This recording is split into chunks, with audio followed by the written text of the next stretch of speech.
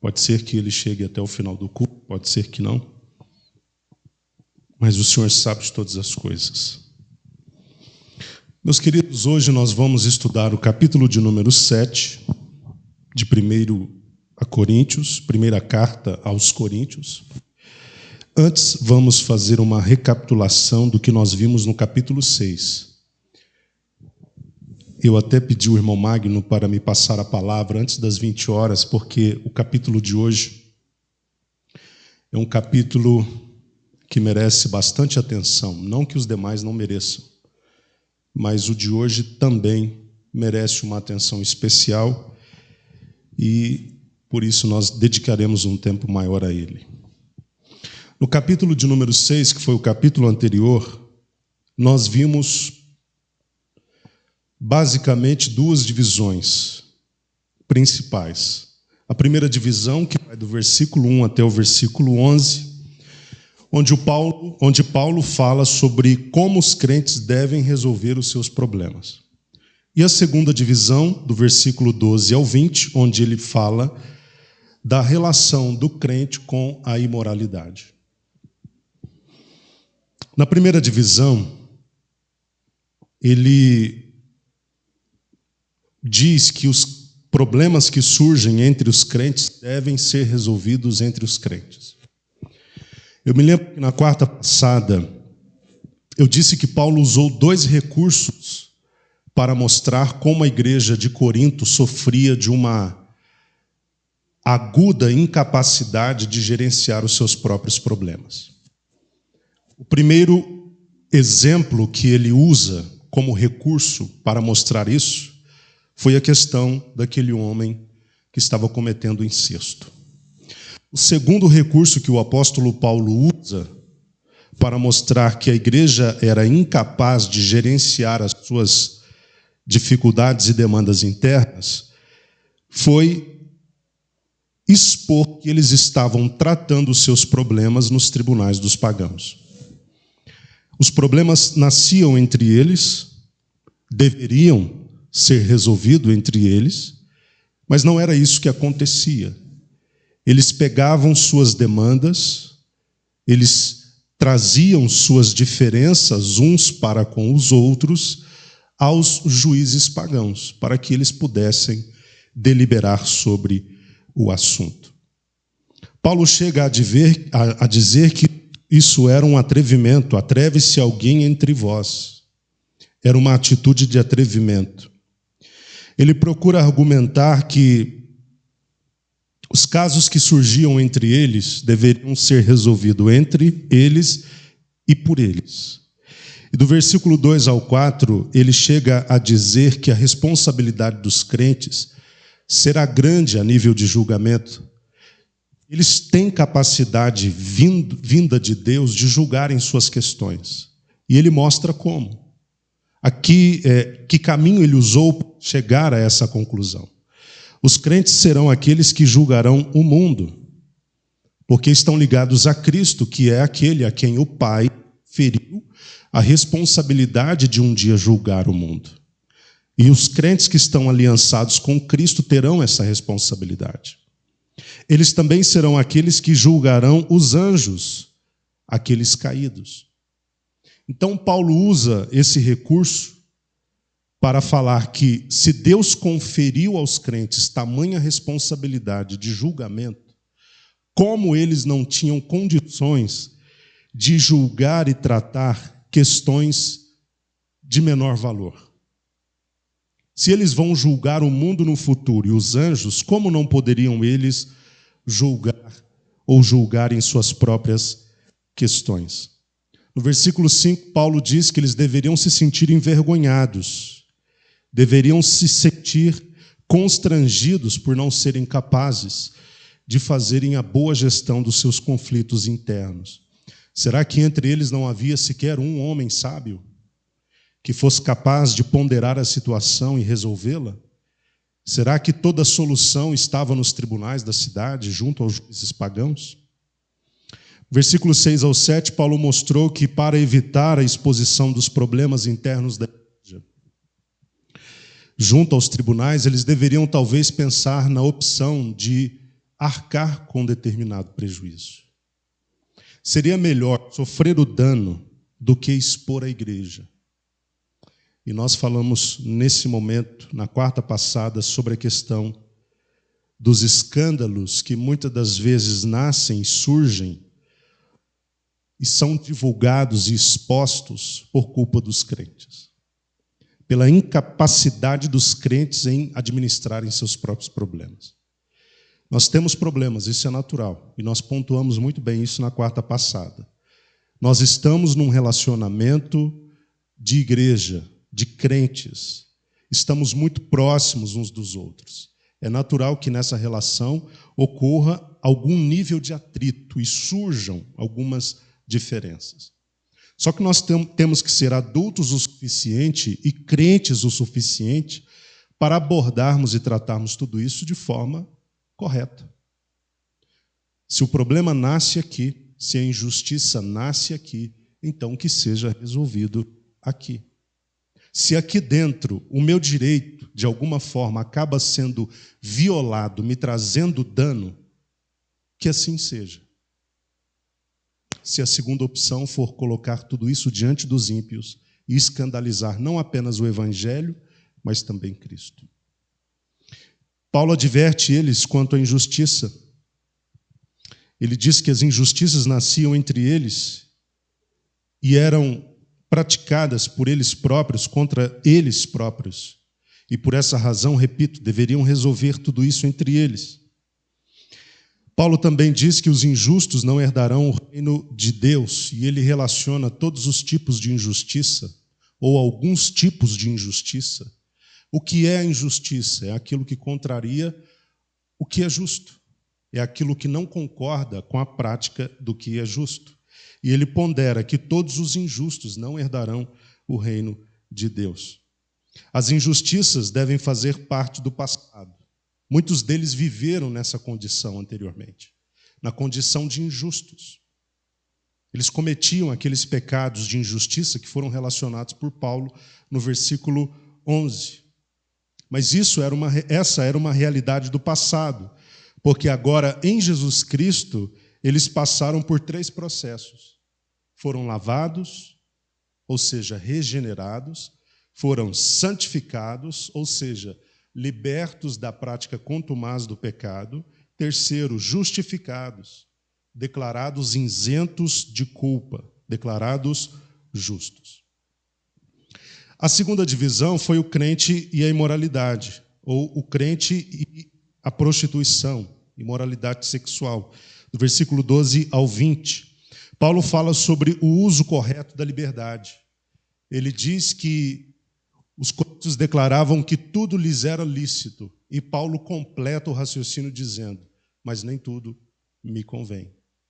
De fato, tudo está à disposição daquele que é livre, mas aquele que é de fato livre, ele pode decidir apenas pelo que convém.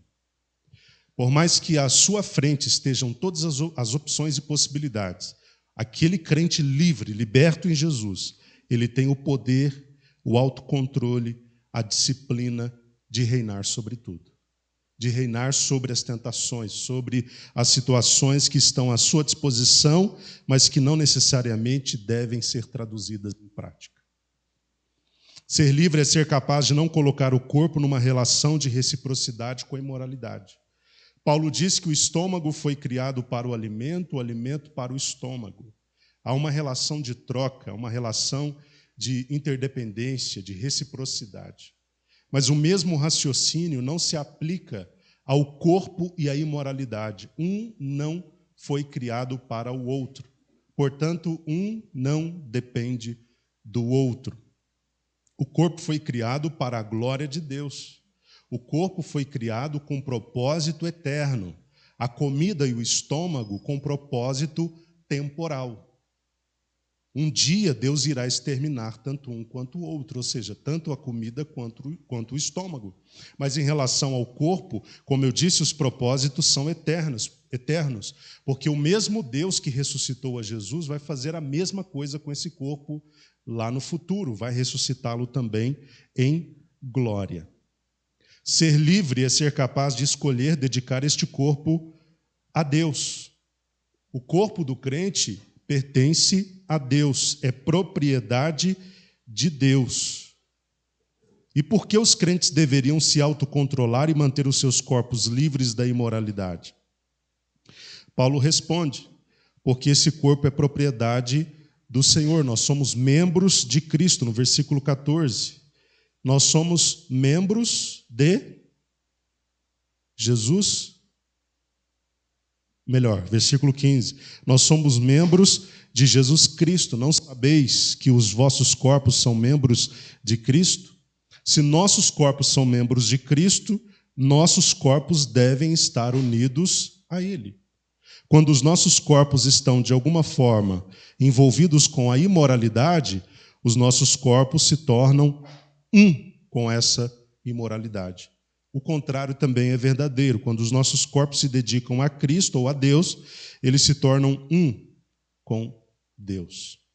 No versículo 17, é como eu disse, se o corpo se une à imoralidade, a imoralidade aqui é como uma prostituta, né? Se torna um com ela. E aquele que se une a Deus em pureza e santidade, torna-se também um só espírito com Ele. O que significa isso? Aquele que se une a Deus no seu corpo, cria uma aliança com Deus, cria um pacto de unidade com Deus. Ser livre é ser capaz de fugir da imoralidade. No versículo 18, ele recomenda fugir da imoralidade sexual. E eu trouxe aqui uma outra tradução utilizada por alguns para esse versículo. E a tradução é: habitue-se a fugir. Eu disse aos irmãos que, à medida que nós treinamos a fuga, nós nos tornamos cada vez mais aptos a fugir da imoralidade. O ideal bíblico é que nós fujamos, não é nem da presença da imoralidade, é da aparência do mal. Porque se nós fugimos da aparência do mal, evitamos o confronto direto com o mal, com a imoralidade, com a prostituição. Devemos fugir. Ele diz que nosso corpo é santuário do Espírito, procede de Deus, e nele o Espírito de Deus habita. Portanto, o corpo não pertence ao próprio crente. O direito de propriedade do corpo do crente está em Deus, ou é de Deus. No versículo 20, ele explica por quê. Porque nós fomos comprados por um alto preço. Isso aconteceu com a morte de Jesus. Se nós fomos comprados por Deus, o nosso corpo pertence a Deus, as nossas vontades, os nossos desejos, todos devem se render a Deus. Então, no que tange a questão do corpo, o crente não só deve colocá-lo num lugar de serviço, como também deve utilizá-lo para glorificar a Deus. Nosso corpo deve glorificar a Deus. É assim que ele fecha o capítulo 6. Fostes comprados por alto preço, portanto, glorificai a Deus no vosso próprio corpo. Vamos para o capítulo 7, que é o capítulo de hoje.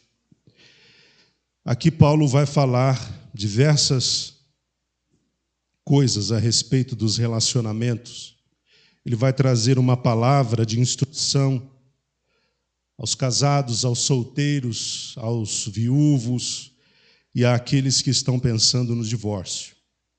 As divisões principais desse capítulo são conselhos aos casados, a segunda divisão, conselhos aos solteiros, terceira divisão, instruções quanto ao divórcio, quarta divisão, instruções sobre o permanecer na condição em que cada um foi chamado, quinto, outros conselhos aos solteiros. Paulo retoma a sua diretriz aos solteiros, mas para o final do capítulo. E, finalmente, instruções às viúvas. Vamos, então, para a primeira divisão, onde Paulo traz conselhos aos casados, do versículo 1 até o versículo 6. Vamos ler.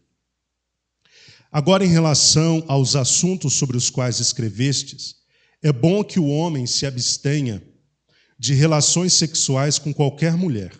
Porém, por causa da imoralidade, cada homem tem a sua esposa e cada mulher seu marido. O marido deve cumprir seus deveres conjugais para com sua esposa e da mesma forma a esposa para com seu marido. A esposa não tem autoridade sobre o seu próprio corpo, mas sim o marido. Da mesma maneira, o marido não tem autoridade sobre o seu próprio corpo, mas sim a esposa. Portanto, não vos negueis um ao outro, exceto por mútuo consentimento, e apenas durante algum tempo, a fim de vos consagrardes à oração. Logo em seguida, uni-vos novamente, para que Satanás não vos tente por causa da vossa falta de controle ou de incontinência. Entretanto, prego isso como concessão e não como mandamento. Vocês percebem que aqui no início do capítulo 7, o apóstolo Paulo vai abordar outras questões que foram levantadas pelos coríntios através das cartas entregues, ou através da carta entregue. E estas questões agora envolviam a questão dos relacionamentos, do casamento, do divórcio, da viuvez, do estado civil de solteiro e assim por diante. No versículo 1, Paulo apresenta-nos a sua clara posição, que era a de que, idealmente, o homem se abstivesse de qualquer relação sexual com qualquer mulher. Esse era o seu posicionamento pessoal. Que o homem, claro, que isso se aplica também à mulher, eles evitassem entrar por esse caminho, de se envolver sexualmente, o homem com a mulher ou a mulher com o homem. Mas Paulo, sendo lúcido como era, ele pondera que esse caminho não era um caminho fácil para todo mundo. Paulo sabia que nem todos os crentes conseguiriam andar em vitória, permanecendo celibatários, né? Optando pelo celibato, ou seja, optando pelo não casamento, pelo não envolvimento sexual, pela pureza. Considerando que muitos não conseguiriam andar em vitória sendo solteiros e não tendo relação sexual com o sexo oposto, ele coloca no versículo 2 que, devido à imoralidade ou prostituição, então, que cada homem tivesse a sua esposa e cada mulher tivesse o seu esposo. Porque o casamento, como nós veremos daqui a pouquinho, é a solução de Deus contra a impureza. O casamento é a resposta de Deus à imoralidade. É a alternativa que Deus deixou à disposição para que o homem e a mulher que serve a Ele não viva na impureza, não viva na imoralidade. Então, no versículo 2, nós temos aqui algumas verdades que eu gostaria de ressaltar. A primeira é que o casamento deve ser uma relação monogâmica. Mono é única, é uma, é um. E gâmico ou gamos é casamento. Gâmico, casamento. Então, um casamento.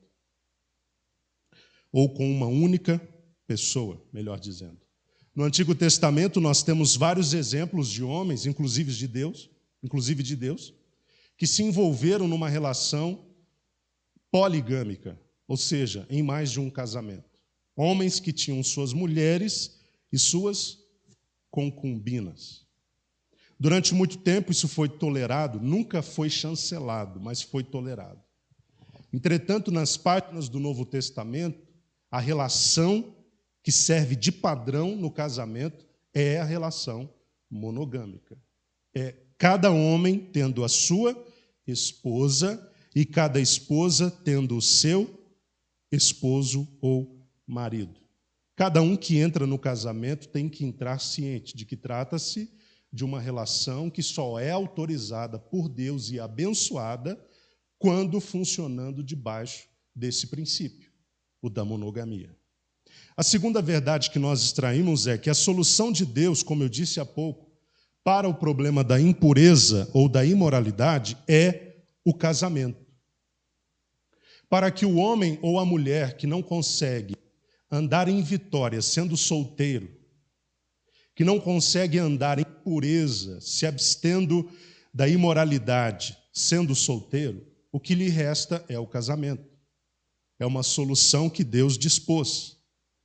Na relação do casamento, tanto o homem quanto a mulher podem suprir a sua necessidade sexual, porque o casamento é também, não apenas, mas também, para esse objetivo, para que o homem tenha as suas necessidades sexuais supridas, assim como a mulher, de igual modo, tenha as suas necessidades sexuais supridas.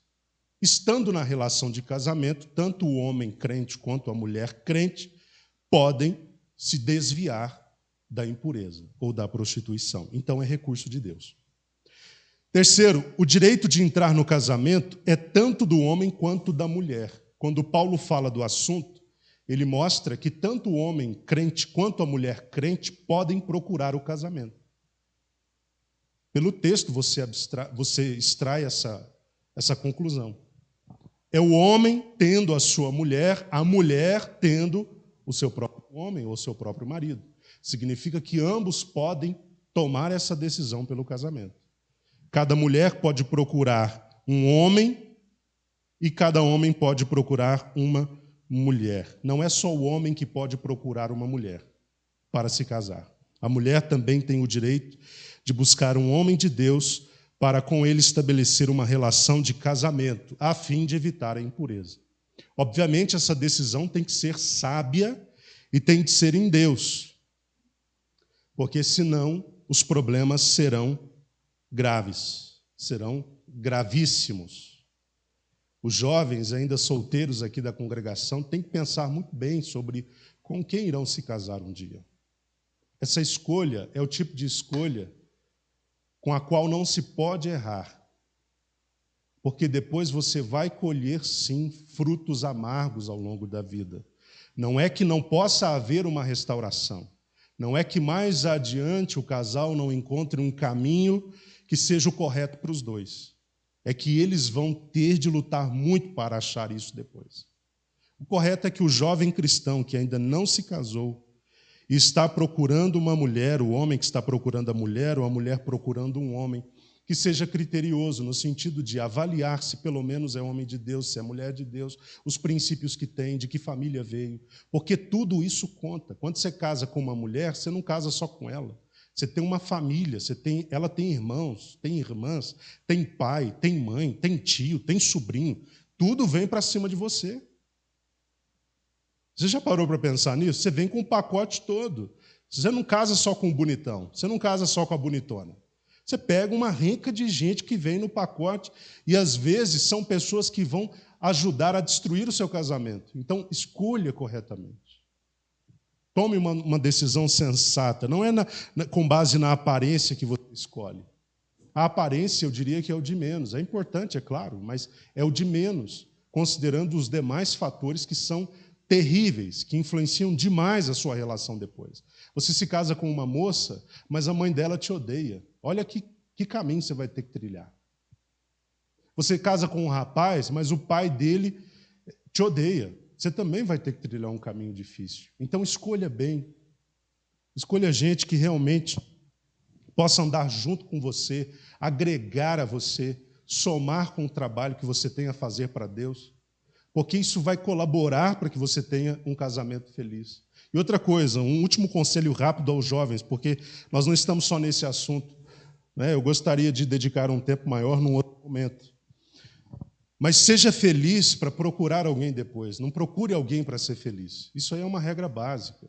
Tem gente que diz, eu quero achar alguém que me complete na felicidade. Não, você tem que ser completo na sua felicidade. E achar uma outra pessoa que também é 100% completa na felicidade dela.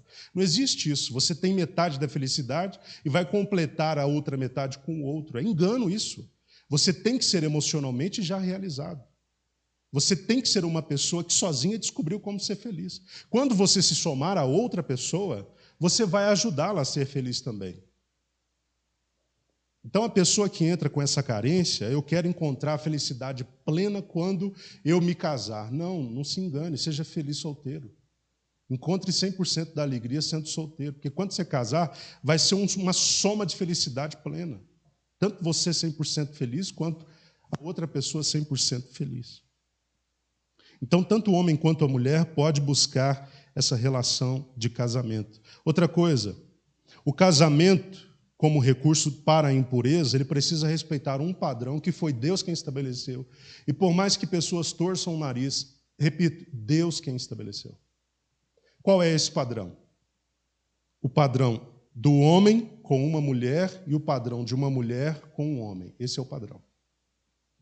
Não existe bênção de Deus para um casamento diferente desse padrão, ok? Estou dizendo que duas mulheres que se unem em casamento pode ser legal. Legal no sentido de pode estar cumprindo uma lei civil, uma autorização, mas não é moral. O cristão obedece à lei civil, é obrigação do cristão, desde que essa lei não confronte com a lei moral, porque a lei absoluta para a vida do crente é a moral. Então, para o crente, não existe nenhuma relação que Deus possa abençoar que não tenha acontecido entre um homem e uma mulher, entre uma mulher e um homem. Não se engane. Você ouve por toda parte, mídia, impressa, televisiva, internet, todo mundo está tentando naturalizar as coisas. E você, como crente, tem a obrigação de não cair neste conto. Por mais que o Tribunal Superior Federal defina que homem com homem se casa, mulher com mulher se casa e tem os mesmos direitos de uma relação heterossexual, por mais que haja essa lei civil, a lei moral diz que não é desse jeito, o princípio não é esse, o padrão não é esse. O recurso usado por Deus contra a impureza é o recurso da relação de união entre um homem com uma mulher e uma mulher com um homem. Entendido, queridos? Me preocupa, porque tem muitos crentes que acham, mas isso é homofobia, é preconceito. Não, isso é Bíblia, isso é palavra de Deus. Se o meu Deus não chancela, como eu tenho autorização para chancelar esse tipo de comportamento? O homossexualismo enquadra-se na relação de impurezas, de injustiças, que nós já tratamos na quarta passada. Quando Paulo fala dos atos injustos, coloca a homossexualidade no meio, trata-se de um pecado contra Deus. Por mais que quem é homossexual diga, não, eu nasci desse jeito, não, eu não escolhi ser assim, um homem no corpo de uma mulher, ou vice-versa. Irmãos, não existe isso. A Bíblia diz, Deus fez homem, Deus fez mulher, Deus fez macho, Deus fez fêmea. Nós respeitamos todas as pessoas que escolhem ser homossexuais. Você respeita, sim ou não? Agora, respeitar é diferente de concordar, irmãos. Vamos fazer a diferenciação.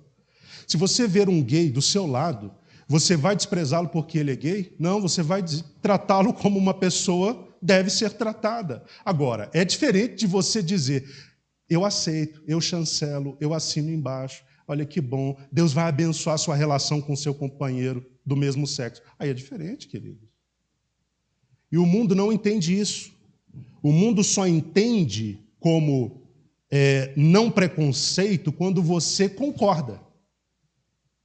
Se você não assina embaixo do comportamento, aí você é homofóbico, é preconceituoso. Não, meu querido, nós não temos que concordar com esse tipo de procedimento, porque não é bíblico, é imoral, por mais que seja legal, é imoral. Deus abençoa um casamento que funciona dentro do padrão, homem com mulher, mulher com homem. Fugiu disso, não tem a bênção de Deus, não tem a chancela de Deus, não tem a aprovação de Deus. Queiram as pessoas acreditar ou aceitar isso, ou não. Isso é bíblico. Agora entra uma outra questão. E aquela pessoa que tem inclinação homossexual dentro da igreja? Porque a gente não pode ignorar o fato de que há pessoas assim. A gente não pode achar que só lá fora tem gente com inclinação homoafetiva. Existem pessoas dentro da igreja que têm uma luta diária contra o homossexualismo. Eles têm interesse por gente do mesmo sexo. Qual é a alternativa para eles, então? Eu sou assim, eu sou tentado dessa forma, eu gosto do sexo, do mesmo sexo, é de outro homem, então eu estou autorizado, porque meu coração está inclinado a isso, e eu não posso viver infeliz. A única alternativa para quem tem inclinação homoafetiva dentro da igreja é se abster, é celibato, é não se envolver sexualmente com ninguém do mesmo sexo. Vocês estão me entendendo? Ah, mas isso é muito duro. Lamento, é a palavra de Deus. O que eu vou fazer, queridos? Ah, eu gosto muito do mesmo sexo. Então, se você quer se manter fiel a Deus e ir para o céu, seja celibatário. Ah, mas irmão Felipe, quer dizer que o desejo homossexual, a tentação voltada para o homossexualismo não é em si um pecado? A tentação, não. A prática, sim. Às vezes você não tem controle nas áreas que você é tentado. Tem? E você pecou porque foi tentado?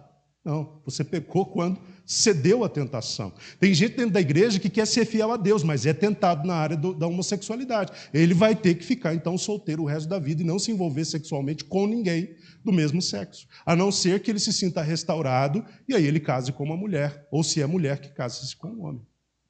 Pode falar, Gerson.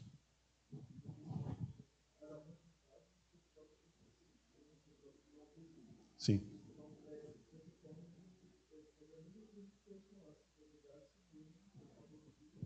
É isso. Você faz tudo que você quer? Você crente. Faz tudo que você quer? Por que você não faz tudo que você quer? Porque você tem uma vontade superior à sua para obedecer. Tem gente dentro da igreja que luta contra a tentação da pedofilia. Ou você acha que não? É duro, né? Tratar esse tipo de assunto. Mas há, infelizmente, por aí, crentes que estão dentro da igreja e volta e meia Satanás está empurrando ele na direção da tentação da pedofilia. Ele vai poder, então, cumprir o seu desejo porque está sendo tentado a isso? Não, é claro que não. É absurdo, é antibíblico. Ele não pode fazer isso. Como não pode ser homossexual, ter a prática homossexual, aquele que serve a Deus. Ele vai ter que optar por viver solteiro e segurando essa inclinação o resto da sua vida, se ele quer agradar a Deus e quer estar com Deus um dia. Então, muito cuidado, viu, queridos? Não caia nessa conversa do mundo que é natural. Tem crente dentro da igreja professando isso me assusta. Não é natural relação homossexual. Não é, nunca foi, nunca será. Condenado pela palavra de Deus. Ah, mas o mundo não aceita. O problema é do mundo. Ele está indo para o inferno. Eu estou indo para o céu, eu penso diferente. A palavra de Deus não defende, como eu vou defender? Pode falar.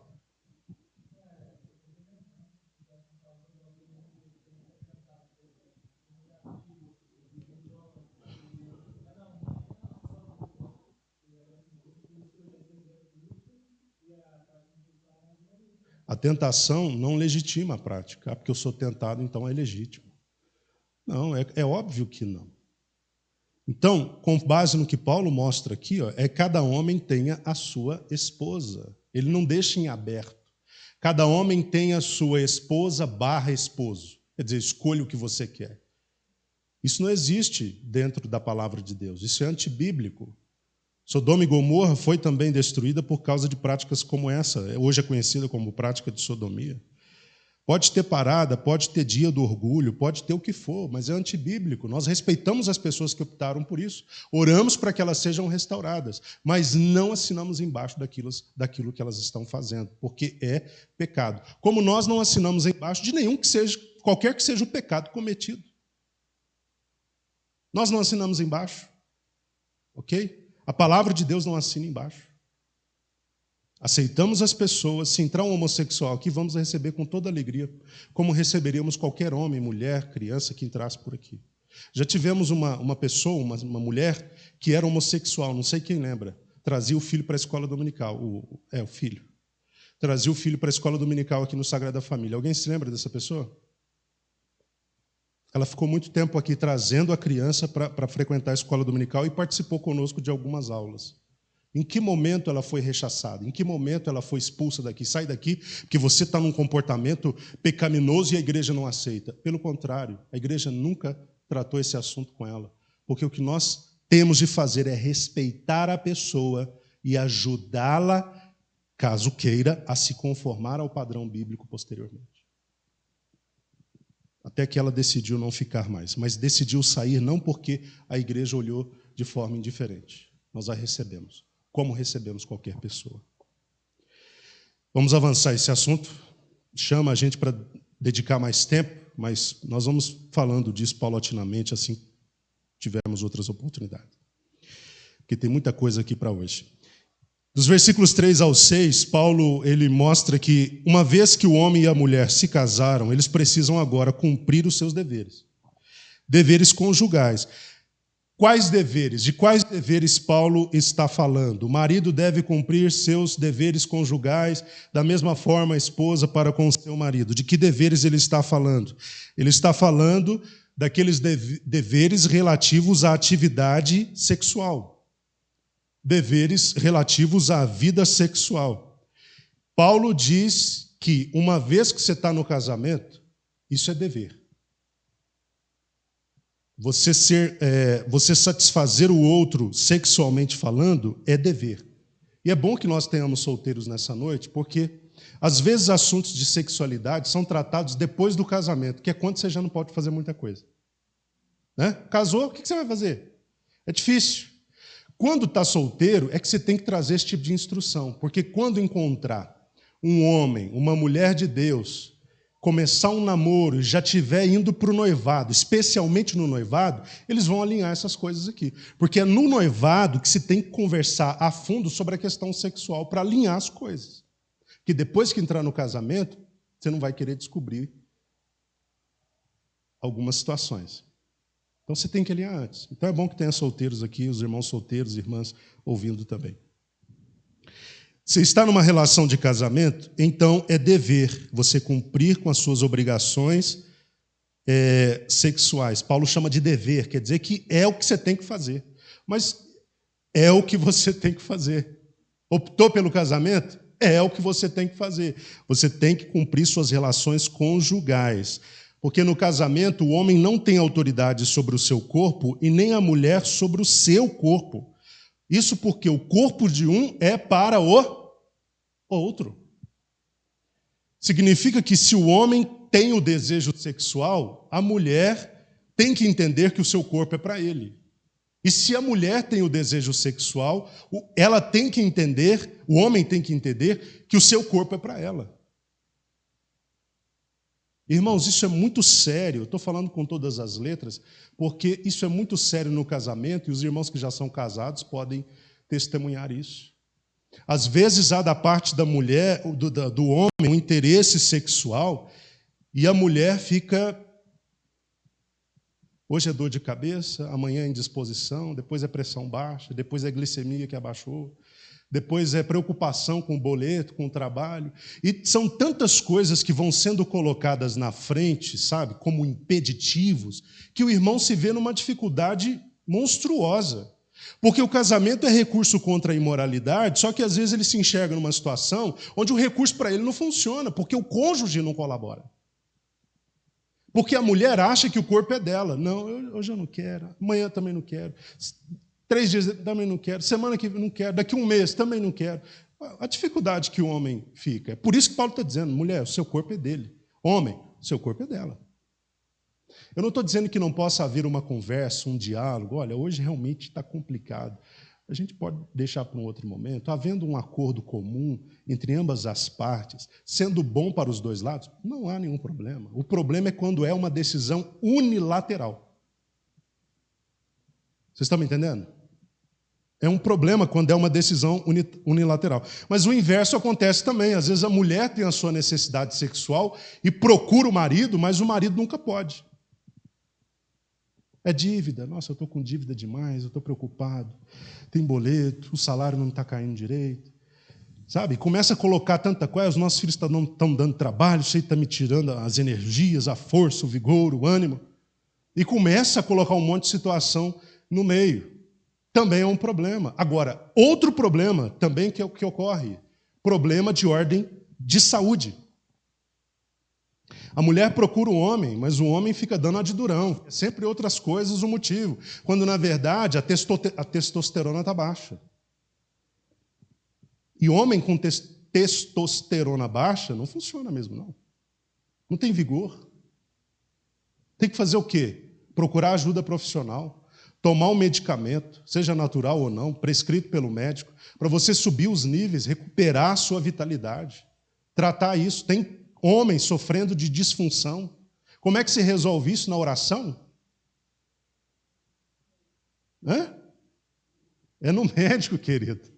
É no médico. Eu conheço um casal que eles se casaram, o homem funcionou muito no começo, depois nunca mais. A mulher ficava naquele dilema.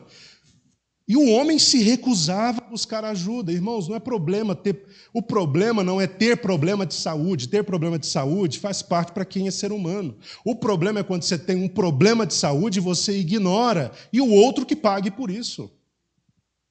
Tem casamentos indo à falência, porque os cônjuges não entenderam que no casamento a atividade sexual é dever. Se tem algum problema de saúde, corrija. Se tem alguma questão de hormônio que está ali desregulado, desequilibrado, vai lá, resolve. A medicina é muito avançada para resolver esse tipo de problema. Sabe? Se é de ordem emocional, resolva os problemas de ordem emocional, porque isso também afeta a relação sexual do casal. Seja qual problema for que esteja distanciando os dois, eles têm que resolver isso o quanto antes, para que isso não crie um ambiente adequado para a imoralidade, seja dele ou dela. O corpo do homem é para a mulher, o corpo da mulher é para o homem. Os dois devem trabalhar de modo a um não se negar ao outro. Os dois têm de trabalhar para satisfazer o outro. O homem trabalhar para a satisfação da mulher, a mulher para a satisfação do homem. É isso, eu sei que às vezes é difícil ouvir isso, mas é o que está na Bíblia. A relação de casamento funciona nessa dimensão, porque senão o casamento vai à falência. Não é que a vida sexual seja algo que represente 100% da vida do casal, mas é uma parcela importante, você sabe disso. O casal tem que conversar sobre as coisas, irmãos, não adianta ignorar.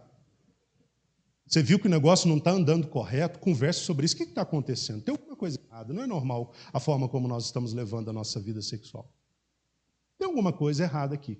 Converse sobre isso, trate disso. Se é a sua esposa, trate com ela isso. Se é o seu marido, trate isso com ele. Porque o seu futuro, enquanto cônjuge de um outro cônjuge, enquanto alguém pertencente a um relacionamento de casamento, depende da transparência. Converse sobre isso.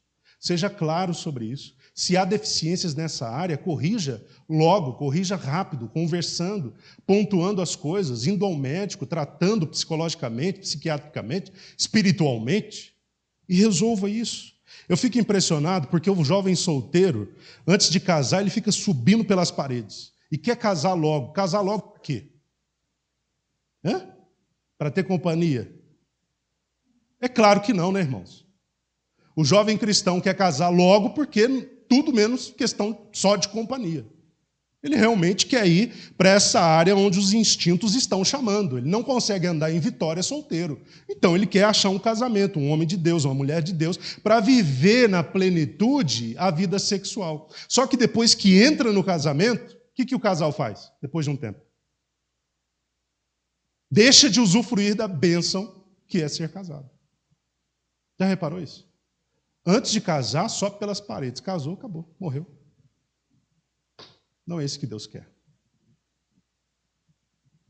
Não é isso que o Senhor quer. Se há uma área deficiente na sua vida, no seu casamento, resolva isso. Dá para resolver? Dá para resolver? É claro que dá para resolver. Você pode alcançar vitória nessa área e ser feliz com isso. Considerando que o corpo do homem é da mulher e que da mulher é do homem, Paulo recomendou no versículo 5 que um não se negue ao outro, que um não diga não para o outro. Em linhas gerais, o cônjuge não tem autorização bíblica para se negar sexualmente ao seu marido ou à sua esposa, exceto, primeiro, por mútuo consentimento. Não é uma decisão unilateral, bilateral. Os dois precisam concordar a respeito disso. Significa que a ausência da atividade sexual no casamento só pode ocorrer quando há um acordo entre homem e mulher, entre marido e esposa. Não pode ser uma decisão de um dos dois apenas. Segundo, apenas durante algum tempo. Quanto tempo deve durar o distanciamento sexual entre o marido e a mulher? Pouquíssimo tempo. O intervalo tem que ser pequeno. Paulo não disse que intervalo é esse. Mas nós sabemos o que é um intervalo pequeno quando você está numa relação de casamento. Você sabe o que é um intervalo grande ou pequeno na atividade sexual. Que seja por um intervalo pequeno e por um propósito específico. Paulo menciona a questão da oração. É claro que a oração, que a qualidade da oração e o recebimento da oração por parte de Deus dependa da inatividade sexual. Então quer dizer que eu sou casado com a minha esposa comigo, nós não podemos ter uma atividade sexual se nós queremos que a oração seja ouvida e respondida. Não, meu querido. Porque atividade sexual não é pecado dentro do casamento. Vocês estão me entendendo? A relação sexual dentro do casamento não é pecado. Antigamente era visto como impureza. Tinha gente que orava antes e depois pedindo perdão. No passado era assim. Estou sendo direto aos irmãos. O pessoal terminava ali a relação, né, o casal, o homem e mulher casados, eles falavam, Senhor, nos perdoe por causa dessa atitude perversa. Irmãos, não é perverso dentro do casamento, é bênção de Deus. Paulo está encorajando você a viver essa vida na plenitude, não é pecado. Quando há decisão de distanciamento por oração, por motivo de oração, que seja por um intervalo curto de tempo, mas desde que seja algo consentido. Que os dois tenham chegado à conclusão de que naquele momento específico o distanciamento, a abstinência, o sacrifício é necessário e vai valer a pena. Mas se não houver o consentimento, só a mulher quer, já não é válido. Só o homem quer, já não é válido. É necessário consentimento. E após esse período de privação, o casal deve fazer o quê? Se unir novamente, para que Satanás não venha tentá-los na questão da falta de controle. Decidiu se separar sexualmente, ok, que seja por um período curto.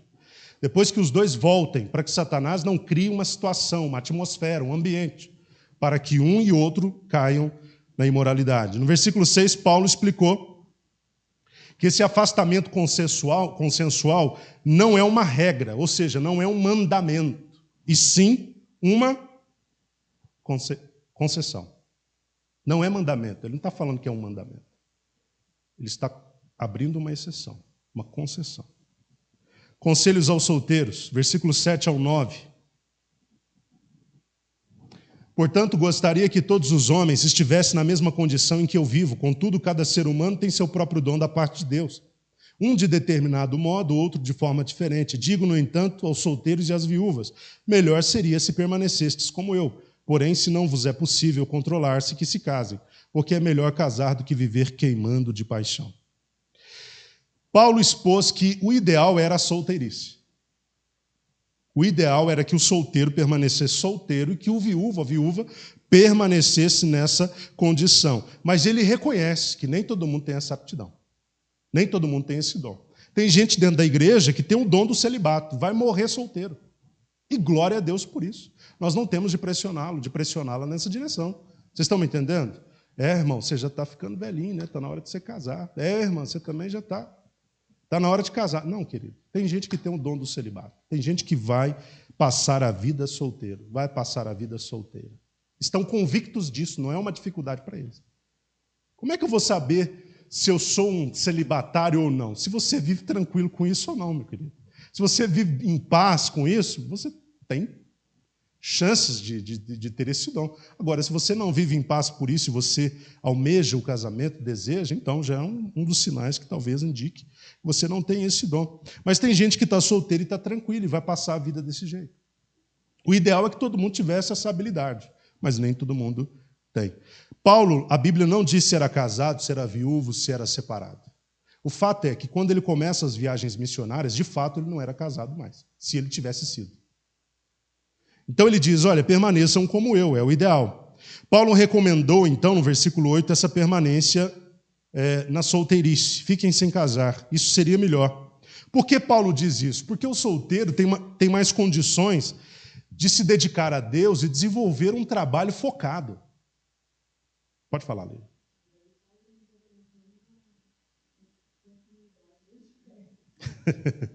Exatamente.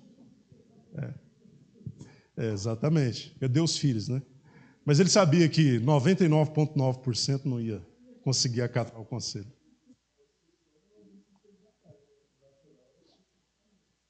O caminho que a maioria das pessoas optam, por seguir é do casamento, porque realmente o ser humano ele tem essa necessidade voltada para a área sexual. Agora, tem gente que parece que realmente recebe um dom especial da parte de Deus e consegue andar em vitória, em pureza, sendo solteiro. Ótimo. Paulo diz que é o ideal. Porque o solteiro tem condição de se dedicar às coisas de Deus, mas não é o solteiro que não se casa, mas vive de forma impura, relacionando-se sexualmente, só que sem o casamento. Não, Paulo não está dizendo isso. É solteiro puro. É solteiro não se envolvendo sexualmente com ninguém. Tá? Então tem gente que tem essa habilidade, esse dom, e nem todo mundo tem. O solteiro se dedica às coisas de Deus. O casado tem que dividir a atenção dele com 1 milhão de coisas. É mulher, é filho, é conta, é N coisas. A atenção do casado está dividida. Do solteiro tem como se focar nas coisas de Deus. Daqui a pouco Paulo fala de novo sobre isso. Tá? Se alguém não consegue se manter autocontrolado, então que se case, porque o casamento é a solução de Deus.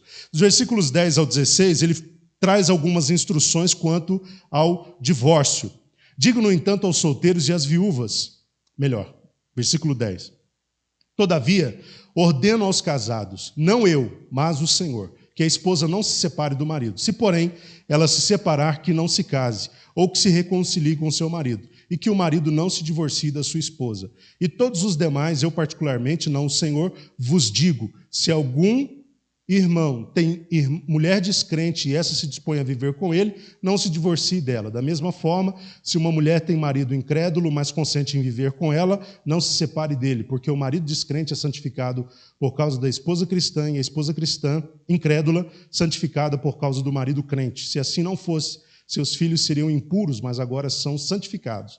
No entanto, se o incrédulo decidir separar-se, que se separe. Em tais circunstâncias, nem o irmão nem a irmã estão sujeitos à servidão, pois Deus nos chamou para vivermos em paz. Porquanto, como podeis saber, ó mulher, se salvarás teu marido? Ou como sabes, ó homem, se salvarás tua mulher? Paulo, então, traz aqui algumas orientações no campo do divórcio, na questão do divórcio. Paulo recomenda, na verdade, ordena, e ele diz, não eu, mas o Senhor, que aquele que se casou não se separe. Essa é a recomendação máxima. Os irmãos sabem que o casamento foi autorizado por Deus por causa da dureza do coração dos homens. Mas lá no projeto maior de Deus para o casamento, o divórcio não constava. O casamento deve ser uma união indissolúvel. Nós estamos vendo com muita preocupação o espalhamento do procedimento de divórcio no meio da igreja. Parece que está virando coisa natural agora, todo mundo está separando. Inclusive, pastores, líderes se separando da esposa. Por quê? Descobri que eu não gosto mais. Ficou velho. Ficou velha.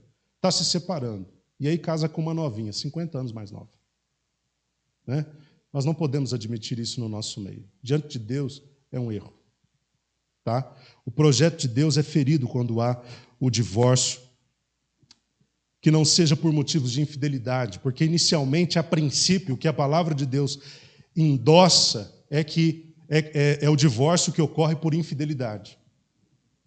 Quando a aliança é quebrada através da prostituição, do adultério, então o divórcio é autorizado. Não é recomendado, mas é autorizado. O ideal é que, mesmo que haja infidelidade, que os dois procurem a reconciliação, se possível. Não sendo possível, o que foi vítima da infidelidade tem autoridade, direito de se separar. O ideal, como eu disse, é que haja perdão, ok? É que haja perdão. Quando não é possível o perdão, então a separação, no caso de infidelidade, é autorizada. Agora, aquele que se separa sem motivo, não houve infidelidade de nenhuma das partes. Não houve. Mas eles simplesmente decidiram se separar. Não quero mais viver com você. Você pode até se separar, mas qual é a recomendação de Paulo? Você não se case de novo. Então, uma pessoa que decide se separar sem motivo, não quero mais viver com essa pessoa porque eu não gosto mais do estilo de roupa, não gosto mais da fisionomia, não gosto mais do corte de cabelo, ficou barrigudo, engordou. Não quero separar. Então separa, mas você não se case de novo. É o que Paulo está dizendo. E em relação ao cônjuge que é crente e tem um cônjuge que não é crente, no caso da relação entre crente e incrédulo, você veio para Jesus, seu marido não. Você veio para Jesus, sua esposa não. O que você tem que fazer? Agora eu não sou casado mais. Agora posso me divorciar. Não, mentira. Agora eu não preciso mais cumprir com as minhas obrigações sexuais. Não, mentira, você tem que cumprir também. Se o descrente ele se dispõe a viver com aquele que é crente no casamento, então essa união deve seguir em frente. A mulher casou, o marido é descrente, mas ele consente em viver com ela, apesar da decisão que ela tomou por Cristo. Ótimo, vivam, então, casados, não é problema. A mulher santa santifica o marido, nesse caso. Diante de Deus, não tem nada impuro acontecendo. Mas o marido, ele decide que não dá para viver nessa relação, uma vez que ela optou por Jesus. Ou a mulher diz para o marido, você agora é crente, não dá para a gente viver junto. O que a palavra de Deus diz? Então, você está autorizado a se separar, caso ele queira, caso ela queira. Se o incrédulo decidir pela separação, você que é crente, tem autorização de se separar. Você não precisa ficar lutando contra aquilo. Você não tem que trabalhar com aquela mentalidade, mas e se eu insistir um pouco mais nessa relação e salvar o meu marido? É o que Paulo diz aqui. E se eu insistir um pouquinho mais, não aceitar o divórcio e salvar a minha mulher? Paulo pergunta, como é que você pode saber, mulher, que vai salvar teu marido? E você, marido, como é que você vai ter certeza que vai conseguir salvar a sua mulher? Se houve da parte do incrédulo a decisão de separação por causa da sua profissão de fé, então você tem liberdade de se separar dele. E Paulo mostra também que aquele que se separa, nesse caso, ele tem o direito de um recasamento. Pode se casar de novo. Ok? O incrédulo decidiu, você não precisa viver na escravidão. Você não precisa viver mais à servidão, sujeito à servidão. Significa que você não precisa permanecer solteiro porque o cônjuge incrédulo decidiu se afastar de você. Houve o divórcio nessa circunstância, você está liberado para seguir sua vida com outra pessoa. Instruções sobre o permanecer, cada um em sua condição. Do versículo 17 até o 24. Irmãos, eu não vou ler o texto, vocês leem em casa, só para a gente ganhar tempo, porque eu preciso terminar esse capítulo hoje, tá? Na sua casa você lê. Ele fala sobre cada um permanecer na condição em que foi chamado. Quando você aceitou a Jesus, permaneça na condição em que estava quando aceitou.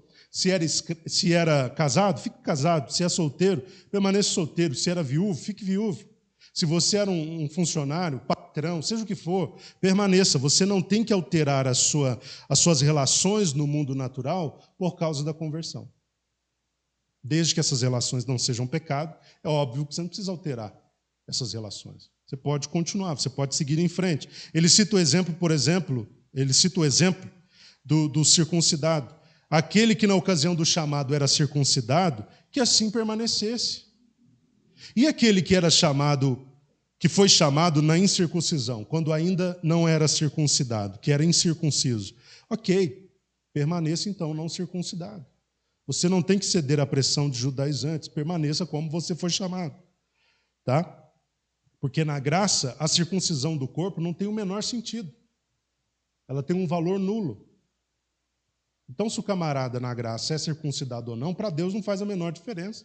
Porque para Deus o que vale é o coração dedicado, o coração reservado para Ele, o coração obediente.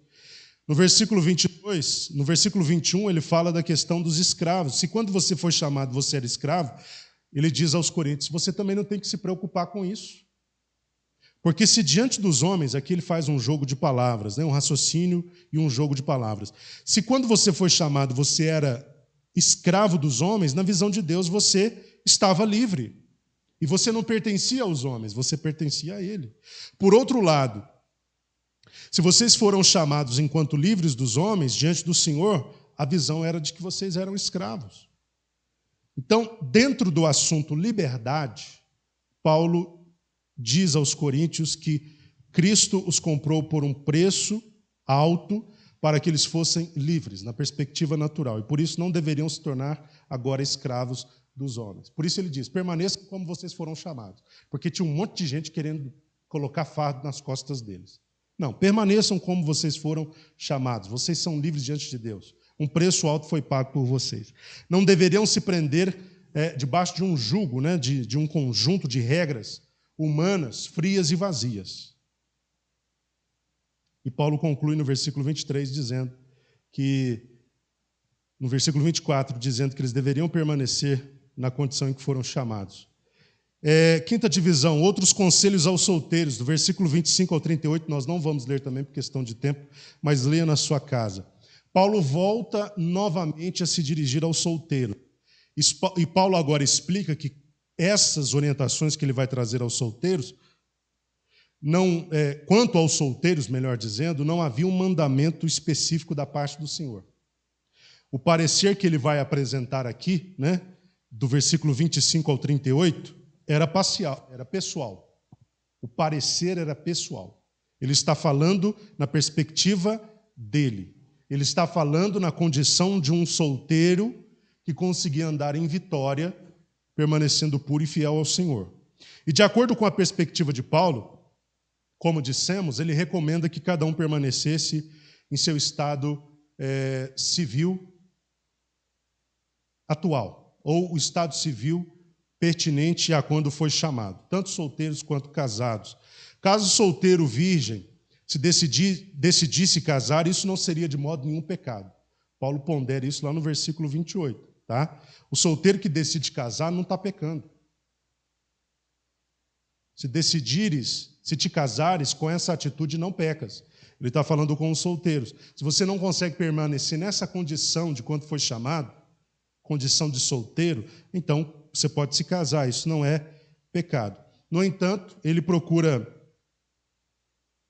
conscientizar os solteiros que, uma vez casando, eles lidariam com muitos problemas. Ele diz, aqueles que se casam, versículo 28 ainda, enfrentarão uma série de dificuldades nessa vida, e eu gostaria de poupá-los disso. Então, quando ele encoraja os solteiros a viverem solteiros, a permanecerem solteiros, não é só sobre a questão de se dedicar única e exclusivamente a Deus, mas é também para evitar que os solteiros passem pelas adversidades naturais ao casamento. Porque o casamento é um conto de fadas só no filme. O casamento é um conto de fadas só no desenho, só na revista. Na revista, os casais são felizes o tempo inteiro e para sempre. Na vida real, os casais lutam muito. Eles enfrentam diversas situações difíceis. Às vezes o engrenamento fica complicado. Porque o desafio do casamento é ali, na lida diária, no dia a dia. Certa vez eu ouvi uma frase de uma professora que eu tive, isso em 2004 ou 2005, e até hoje eu não me esqueci do que ela disse. Ela disse que antes do casamento, o amor sustenta a relação. Passou o casamento, é a relação que vai sustentar o seu amor. Quer dizer, é a forma como você descobre como viver com o outro é que vai manter o seu amor aceso por ele ou por ela. Porque casamento não é necessariamente só amor, é relacionamento. E é naquele relacionamento diário. Você acordar com a mesma pessoa todo dia. Vocês perceberam quantos casamentos faliram na pandemia? É porque nunca os casais viveram tanto tempo um com o outro, depois que casaram. E aí a convivência ficou insustentável. E muitos casais se separaram. Porque uma coisa é o namorado ver a namorada de vez em quando, volta e meia. Quando o namorado chega na casa da namorada, ela está perfeita, está bela, está perfumada, cabelo bonitinho, roupa impecável. O homem também, todo cheirosinho, cabelo cortadinho na máquina 2, né? Em cima, penteadinho no gel, uma roupa bonitinha, passadinha. No casamento não é assim não, meu querido. No casamento é diferente. Você acorda com uma pessoa, você fala, Senhor, é a mesma? Né, irmão Magno? Hã? Exatamente. Você olha para o lado, será que é o mesmo? Meu Jesus. E você tem que continuar, não é, irmão Abner? Você não pode falar, não, eu quero cancelar. Não, você tem que seguir. Então, casamento é dificuldade. Você vai enxergar uma pessoa que você vai perguntar, eu não vi essa pessoa, eu não namorei com ela. Tá assistindo. Por isso que eu estou tomando bastante cuidado. Eu não namorei com essa pessoa. Né? E ela diz, eu também não namorei com esse homem, não. Ele nunca fez isso no nosso namoro. Ele nunca disse isso, ela nunca disse isso, nunca se comportou dessa forma. É claro, era namoro. Agora é realidade, é vida a dois. Vida a dois, a parte das fadas, do romance, das flores, passou. Agora é vida a dois. É o desafio de você achar um caminho de convivência e de relacionamento junto com outra pessoa. Surpresa após surpresa, dia após dia. Você vai, às vezes, não reconhecer a pessoa com quem você está em muitas situações. Como você não vai se reconhecer em muitas circunstâncias dentro do casamento. Porque é uma relação de descoberta, pessoal e mútua. Mas eu não estou querendo desestimular os solteiros quando eu digo essas coisas. Estou apenas tentando justificar a posição de Paulo quando ele diz: é melhor que vocês fiquem solteiros. Né? Porque o que leva os jovens a casarem é uma parcela pequena dentro do desafio diário do relacionamento. Mas quando o casal encontra um caminho, aí é bênção. Quando o casal acha uma forma de existirem, de coexistirem enquanto casal e viverem juntos, aí é bênção, meus irmãos. É bênção. E todo casal tem que trabalhar nessa direção, de achar um caminho para caminharem juntos. Você descobre o que o outro gosta, o que não gosta. E quando você começa a abrir mão de direitos e começa a entrar num lugar de acordos, de flexibilidade, a relação funciona, dá certo. Aí o casamento é uma bênção, porque é para isso que o casamento é, para ser uma bênção. Não é para ser um fardo também. Não é para ser um peso, uma dor, um lamento. Não, o casamento é para ser bom. Você tem um parceiro, uma parceira, uma pessoa com quem você vive, convive, divide histórias, divide segredos, divide dificuldades, divide pesares. É uma bênção. A palavra de Deus diz que é melhor estar em dois do que um. Realmente, o casamento é uma bênção.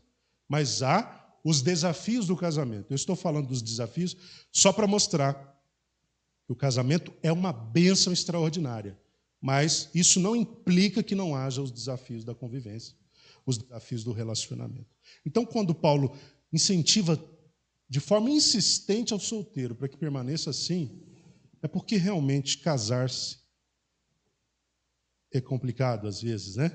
Você pode entrar num lugar de dificuldade, e aí você vai ter que gastar um tempo grande ali para você achar um caminho que sirva para os dois. Porque no casamento não pode ser bom só para um. Não é o seu jeito, é o jeito dos dois. Se um gosta de muito sal, o outro não gosta de sal, tem que achar um ponto de equilíbrio. Vocês estão me entendendo? Se um gosta de açúcar, o outro não gosta, tem que achar um ponto de equilíbrio. Porque não dá para ser só do jeito de um. Tem que ser do jeito dos dois. Esse é o sentido de casamento. Que os dois unam-se, sejam uma carne, que eles funcionem num propósito. Não dá para um casal engrenar se cada um está tentando defender a sua própria causa. É o homem tentando defender o seu lado, a mulher o seu. Eles não entram em acordo e não caminham por isso, porque cada um está voltado para uma direção. É necessário acordo, é necessário convergência. Isso demanda humildade, demanda capacidade de se auto-esvaziar em alguns momentos, de abrir mão de alguns supostos direitos que você acha que tem, para achar um caminho só para seguir junto com o outro. Pode falar, Jéssica, para a gente já partir para o final.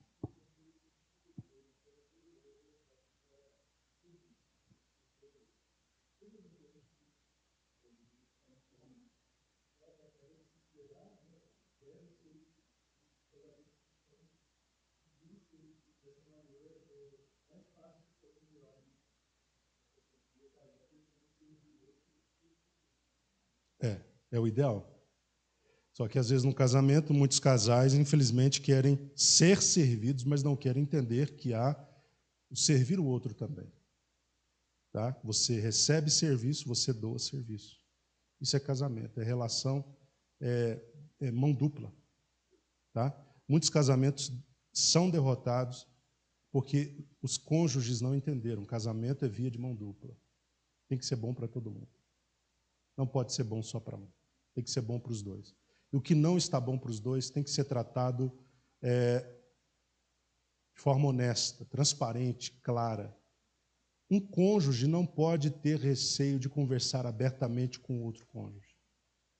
Quando isso acontece, é um problema. tudo tem que ser tratado às claras. Isso está bom, isso não está bom, isso está me prejudicando, isso não está me prejudicando, isso está bom para nós dois, isso está bom só para você. Nós temos que discutir tudo de forma adulta, clara, de forma com diálogo, com comunicação, porque senão Satanás irá nos levar a um lugar de casamento falido. E casais falidos geram igrejas falidas. Por que muitas igrejas têm tanta dificuldade? Porque os casais não funcionam como casal. Isso reflete dentro da igreja. Pode parecer que não. Vida de casal é vida de casal. Tudo reflete dentro da casa de Deus. Tudo. Famílias saudáveis refletem dentro da casa de Deus. Famílias doentes refletem dentro da casa de Deus. Casais saudáveis refletem dentro da casa de Deus. Casais doentes refletem dentro da casa de Deus. Tudo reflete aqui dentro. Por essa razão que a gente tem que buscar saúde em tudo, inclusive no casamento. Pode falar, irmão Roseli. Sim.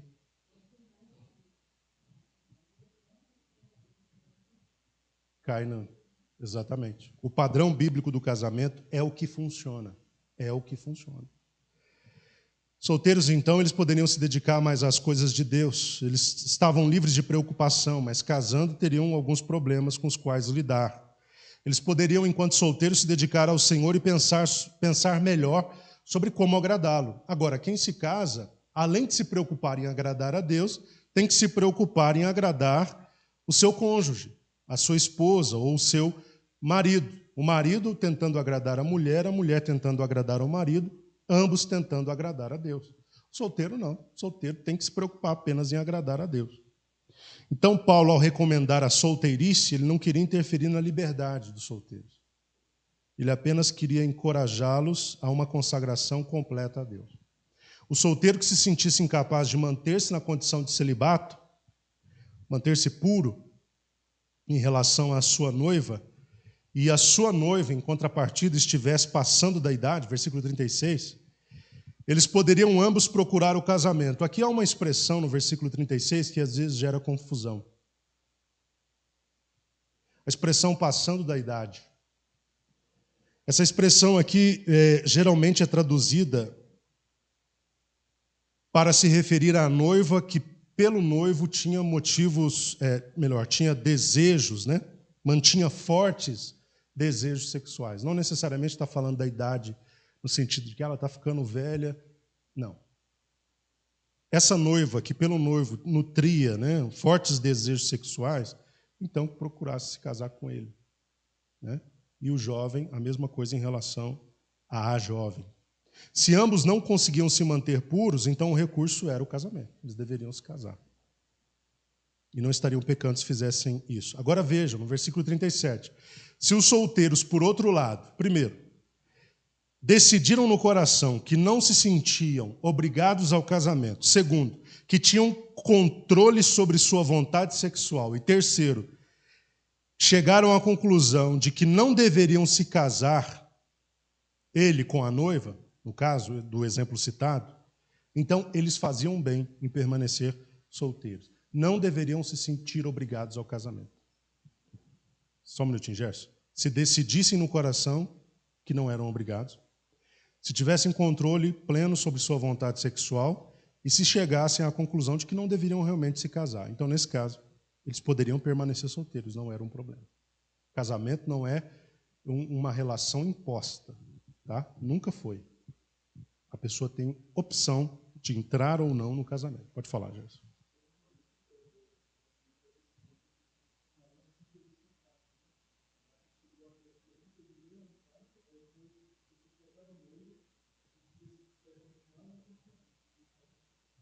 Sim, ela continuava livre para tomar a decisão. E, finalmente, a instrução para as viúvas, e nós terminamos aqui em pouquíssimo tempo.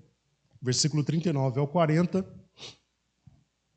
Paulo mostra que a viúva, a mulher, enquanto o marido está vivo, ela está aliançada com ele. Através do quê? Do casamento. Está ligada a ele, através da relação de casamento. Mas e se o marido morrer?